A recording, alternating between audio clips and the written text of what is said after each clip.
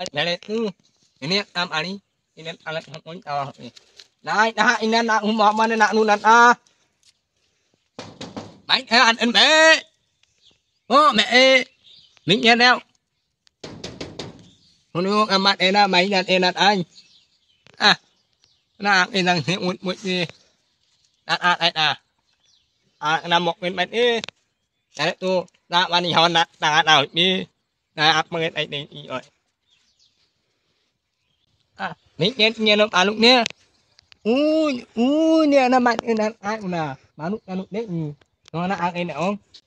ওরে বাবা আকপাকে যখন ফকির একটা নেবে যে আসে এখানে এই ফকিরের জন্য আমি আস্তা খার বিড়িয়াং না এই বালে বালে কয় দেও বাবা 1 টাকা দেও বাবা 1 টাকা দেখ কি আছে কি অভিনয়টা করং আজকে বাবা গো ও বাবা গো ও বাবা গো ও বাবা Mà mũi im một in một anh này nghe một ít. Hả? Ai này ngọc mặt đi. Mũi mà người này làm ăn mới đặt mình đi. Hả? Đã như này mũi là nó một ít nhỉ. Anh hai in làm ăn nhiều hơn. Hả? À nó làm hẳn món nó như là mũi anh này mình uống gì hả? Như này một ít. Nó món nào hơn này. Nó nào nào.